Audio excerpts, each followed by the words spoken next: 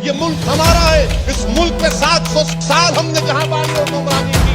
ये चार मीनार तुम्हारा है, ये किले को गोलकुंडा तुम्हारा है, ये दारुल सलाम तुम्हारा है, ये कुतुब मीनार तुम्हारा है, वो ताजमहल की खूबसूरती तुम्हारी है। अरे सब कुछ तुम्हारा है। रेलवे बजट जब मंत्री जी ने पेश किया था, उसके बाद कुछ लोगों ने इसकी प्रशंसा की थी और कुछ ने इसकी नाराज़गी जताई थी। मैं मंत्री जी आपको बताना चाहता हूं कि मराठवाड़ा के प्रमुख अखबारों की सुर्खियां आपके बजट को लेकर क्या थी।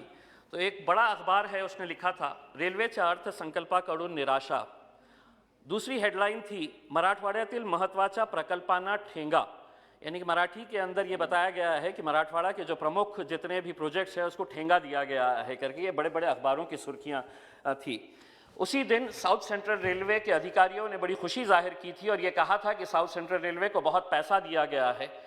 मंत्री जी, मैं ये मानता हूं कि आपने बिल्कुल बहुत ज़्यादा पैसा दिया था। आपने साउथ सेंट्रल रेलवे को इस बजट के दौरान 6,798 करोड़ रुपये दिए, लेकिन हमारे हिस्से में क्या आया है मंत्री जी, अगर मैं आंकड़े आपको बताऊंगा तो आप भी हैरान हो जाएंगे और शायद आप भी अपने रेलवे के अधिकारियों से ये पूछेंगे कि ये जो सांसद ने ये जो आंकड़े बताया है कि यह सही है कि नांदेड़ डिवीजन जो second highest profit making division है साउथ सेंट्रल रेलवे का, उसको महज कितना पैसा दिया गया है, तो 98 करोड़ 75 लाख एंड 2,000 रुपीस। मैं एक बार फिर से दोहरा रहा हूं मंत्री जी कि शायद आपको भी यकीन नहीं होगा, क्योंकि मुझे भी यकीन नहीं हो रहा था जब मुझे यह बताया गया था कि 98 crore rupees 75 lakh and 2,000 rupees सिर्फ नांदेड़ डिवीजन को दिया गया है। और ये कितना होता है टोटल बजट का? Less than 2%, and to be specific 1.45% आपका जो साउथ सेंट्रल रेलवे को बजट दिया गया है उसमें से महज 2% से भी कम पैसा नांदेड़ डिवीजन को दिया गया है।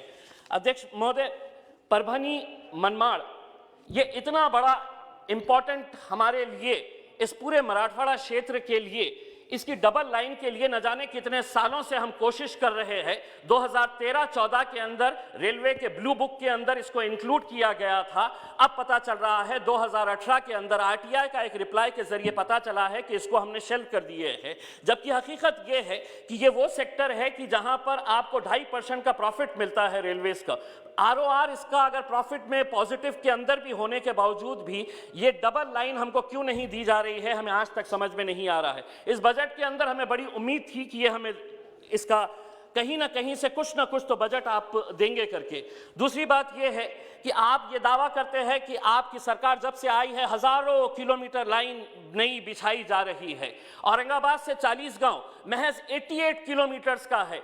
आप अगर अखबारों की सुर्खियां अगर उठाकर देखेंगे, निवेदन अगर आपके रेलवे अधिकारियों से पूछेंगे कि कितने सालों से ये कोशिश की जा रही है, महज 88 किलोमीटर्स अगर औरंगाबाद और 40 गांव की अगर लाइन बनाई जाती है तो आज औरंगाबाद के अंदर डीएमआईसी आ रहा है, दिल्ली मुंबई इंडस्ट्रियल कॉरिडोर, समृद्धि लाइन वहां से गुजर रही है, ड्राई पोर्ट जालना के अंदर आ रहा है।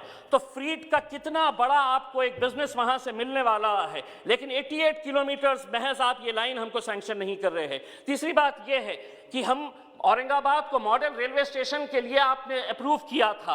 आज 5 सालों से रेलवे अधिकारी कहते हैं कि अब शुरू होने वाला है, अब टेंडर निकलने वाला है। हम इसका स्टेटस क्या है यह आपसे जानना चाहते हैं। मंत्री जी, हम आपको यह बताना चाहते हैं कि अगर हर फैसला, अगर आप आरओआर रेट, आपका आरओआर के हिसाब से अगर आप लेंगे तो मराठवाड़ा को कभी भी इंसाफ नहीं मिलने वाला है, क्योंकि मराठवाड़ा एक ऐसा क्षेत्र है जो पिछड़ा है। और अगर आप हर चीज अगर फायदे और नुकसान के हिसाब से देखेंगे तो ये पिछड़े एरिया जो है ये कब आगे बढ़ेंगे, कब तरक्की के अंदर आएंगे और कब आपके नारे के अंदर शामिल हो जाएंगे कि हम आपका सबका साथ और सबका विकास कर रहे हैं। एक तो ये है कि औरंगाबाद को नई रेलवे लाइन मिलती नहीं है। बड़ी मेहनतों के बाद 11 साल के बाद एक रेल सैंक्शन की गई थी, एक रेल जो औरंगाबाद से होकर गुजर रही थी, जो कोल्हापुर धनबाद, ये यहाँ के मराठवाड़ा के जैन समाज के लोग थे। 11 साल तक लगातार मेहनत किए कि ये रेल औरंगाबाद से होकर गुजरे ताकि उनके तीर्थ स्थान जो है झारखंड से जोड़े जा सके। साथ ही साथ बुद्धिस्ट और हिंदू भाइयों के लिए भी ये बहुत बड़ी धार्मिक स्थलों को जोड़कर जाने वाली ट्रेनें थी। लेकिन हुआ ये है कि अब 19 फरवरी से एक नोटिफिकेशन जारी हुआ है आपके पास से कि औरंगाबाद और जालना इसके बाहर कर दिया जाए, क्योंकि ये हमारे लिए फिजिबल नहीं हो रहा है। हम एक बार फिर से आपको ये कहना चाह रहे हैं, ये पिछड़े इलाके हैं। एक बार ये पिछड़े इलाकों को अगर आपकी ज़रूरत है, अगर ये ज़रूरत है, अगर आप हमारी पूरी नहीं करेंगे तो कौन करेगा? आज हम ये मांग कर रहे हैं कि औरंगाबाद अहमदनगर पुणे लाइन का सर्वे किया जाए। औरंगाबाद को अगर पुणे से जोड़ा जाए तो पुणे और औरंगाबाद के अंदर जो यंगस्टर्स, स्पेशली जो IT सेक्टर के अंदर काम करने वाले लोग हैं, उनको कितना फ़ायदा मिलने वाला है। अध्यक्ष महोदय, मैं एक बात कहना चाहता हूँ। जब मंत्री जी पीयूष गोयल साहब जब रेलवे मंत्री बनाए गए थे तो पीयूष जी हम भी बड़े खुश हुए थे। हमें बड़ी खुशी इस बात की थी कि चलिए महाराष्ट्र का सुपुर्द आज इस देश का रेलवे मंत्री है, कहीं ना कहीं आप मराठवाड़ा के साथ इंसाफ करेंगे, एक उम्मीद हमारे को भी जगी थी। लेकिन आज अगर हम ये देखते हैं कि आप मराठवाड़ा के जैसे आप साउथ सेंट्रल रेलवे के नांदेड़ डिवीजन को महज 98 करोड़ रुपये अगर आप देते हैं, तो आप बताइएगा कि आप में और दूसरे रेलवे मंत्रियों ने जिन्होंने लगातार हमारे क्षेत्र के साथ नाइंसाफी की है, उनमें और आप में क्या फर्क है?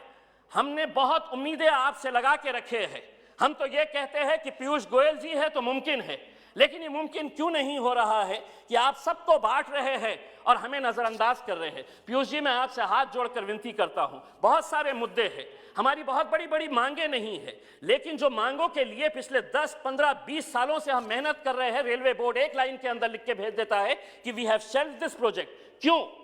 वहां के लोग अगर ये मांग कर रहे हैं, एक मिनट, वहां के लोग अगर ये मांग कर रहे हैं तो उनकी जायज मांगे हैं। मैं पीयूष जी आपसे विनती करूंगा कि मराठवाड़ा के जितने भी सांसद हैं उनकी एक मीटिंग आप मुंबई के अंदर ले और तमाम अधिकारियों के साथ जो जो आपसे मुमकिन हो सकता है वो करें। पीयूष जी, औरंगाबाद के अंदर एक बुजुर्ग शख्सियत है मैडम, ओम प्रकाश वर्मा नाम का, इसने अपनी पूरी जिंदगी रेलवे के मुद्दों के ऊपर गुजार दी। रेलवे मिनिस्टर्स के पास जाते, साउथ सेंट्रल रेलवे के हेडक्वार्टर जाते, हैदराबाद जाते, नांदेड़ जाते, ये बंदे ने पूरी जिंदगी अपनी गुजार दी। जो भी पेंशन का पैसा आता था, ये रेलवे का एक बहुत बड़ा एक्टिविस्ट था।